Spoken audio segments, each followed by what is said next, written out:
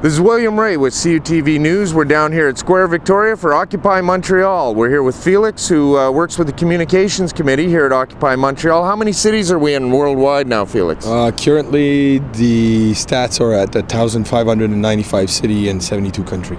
And how many people do we have here? Well, it varies, but I guesstimate is about 800 at the moment. Okay, and with the movement growing worldwide, what do you see of the chances of success for this movement actually being able to crack through and change something?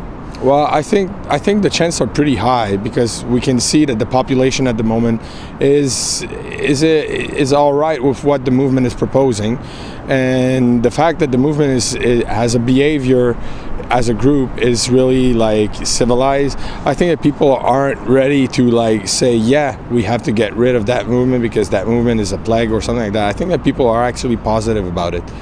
And what do you think it is we need now to spark this and move to the next level and actually get governments to start changing policy?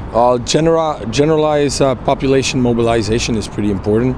The more the population will mobilize in an effort to like say we agree with them, it's not necessarily for the population to come and camp here. There's not really a need for that. That's like the front window of the store. The material is inside, so people have to look at the movement and say, okay, what's the movement about, and then figure it out for itself. It's a revolution from the inside. It's people that have to change from what they were used to and say we need something different from now on. So I think that the occupation here is one step in a whole lot of other steps that are going to come later on as the movement grow and as we gain importance toward the population. I mean, the movement itself is saying of itself as a representative of the 99%, which is like just a number, but still means representing the mass of the people against the few that rules. And I think that as people realize that, they will eventually say, we should have the right to regain control over how our destiny is managed. And so people shouldn't feel that they can't participate just because they can't come down here and camp. No. They can participate from home, they can phone their MP, they can... Exactly. The movement doesn't necessarily, the movement in the long run does not promote politics. I think politics for up until now, we have noticed, has never done anything good. It's always the same thing. You've got one party coming in saying the last party has like fucked the economy, and then there's another party that comes in and says, well, the last one did exactly the same thing. So in the end, you just go, all right, so you're all doing the same thing. So why are you still there? So this is calling for fundamental change, reform at a base level to the system that governance that we use? I wouldn't say reform. I mean, we probably need, we do need a period of transition to go from the system in which we live currently, because we cannot do a radical change in one day. We just like shut down all of the institution and that's it, we've changed the world. No, it doesn't work like that. It's not like putting a new t-shirt. There's a whole lot of steps that have to be put forward in order for that change to happen in a unified way, so that people don't like in one shot feel like, whoa, what am I losing there? No, you're not losing, you're gaining. But people have to understand that. For now, a lot of people go like, oh, well, you want the let's say like me, personally, I would like the abolishment of the monetary system. For a lot of people, it's going to be like, what? Am I going to lose everything? All I've worked for my entire life? And the answer is no, you're not losing anything.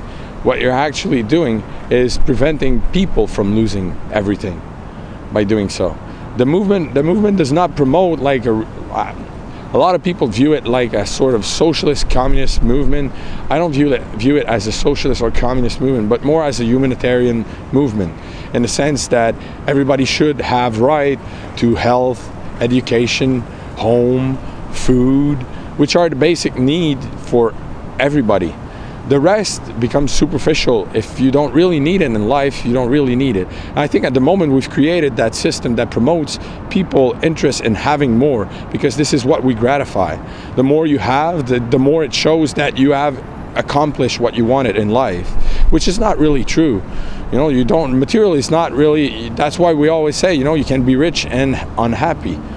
So it basically proves that money doesn't make people happy.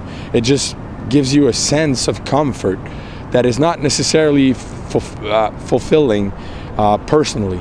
It will be like socially, because socially, you'll have a comfy way of life. You won't have to bother about wondering if you're going to eat tonight, where you're going to sleep, or things like that.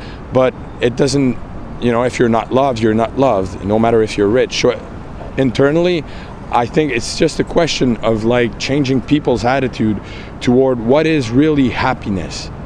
Is happiness being fulfilled by material, or happiness being fulfilled by the fact that when you walk down the street, you don't see sadness?